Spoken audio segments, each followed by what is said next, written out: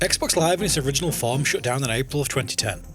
While games were still playable on the Xbox 360, thanks to its fantastic backwards compatibility, they could no longer be played online. Now, over a decade later, online play is back on the original Xbox, thanks to a free replacement called Insignia. The service is relatively simple for the end user, drop-in replacement for the original Xbox Live, supporting both modded and stock consoles. Insignia is currently invite only, but with the sign-ups open and invites being sent out regularly with nearly 3,000 registered users at the time of writing. Once accepted, the console has to be registered with Insignia. A custom executable or disk is available to register the console and perform some basic troubleshooting tasks. Once this is done, setup is complete in a lot of cases. It's worth noting that some modded Xbox BIOSes may block the use of Xbox Live completely, necessitating a workaround, and some older dashboards complicate matters by resetting settings, but they're not difficult issues to fix and tutorials are available on their website. My main Xbox was plagued by all the problems they outline, and I still had it up and running online within half an hour. Once connection issues are resolved, the only thing left to do is create a gamer tag. The process is completed on the Xbox in more or less the same way as it was done originally. The invite code replaces the one normally from Microsoft when purchasing Xbox Live, and while a credit card is technically still required to sign up, fake details are provided by Insignia in order to complete the setup process. There are currently over 30 games supported, with plans to add more every month, eventually supporting the entire library.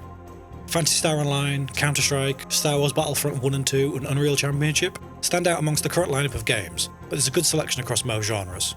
Playbase of these games is up and down, fluctuating with different time zones. North American prime time seems to be the most active in my experience, but your mileage may vary. I've never struggled to find a game of something, however, and the number of plays for each game can be viewed on the website, which is a nice touch to let you see if you'll find a game at a glance, rather than having to fire something up and hope there's somebody else playing.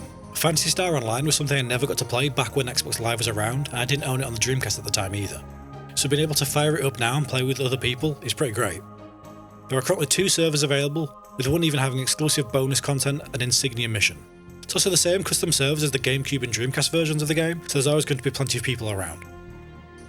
Voice chat still works in-game, and there's a friend system. While it's not completely functional, it does work to some degree, as well as leaderboards for compatible games.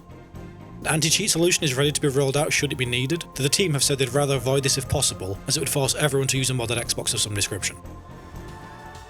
Insignia is a great way to experience the original Xbox Live all over again, or for people like me who didn't get online until the 360, and it's even compatible with the Xbox emulator Zemu. The experience so far is relatively stable, and the only game that I've noticed issues in was Counter-Strike, which became pretty laggy in a full 16-player game. Though this could have been entirely down to the host connection, and certainly wasn't indicative of my time with it overall. As more users come to register and more games are added to the service, I can only see it going from strength to strength. Halo 2 will surely see a huge surge in users, as that was by far the most popular game on the original Xbox, and is still played by men today over X-Link Kai. Links to their website and Discord are down in the description if you want to give it a try. Thanks for watching. Are you going to be checking out Insignia? What game from the lineup of Xbox Live games would you most like to revisit or check out?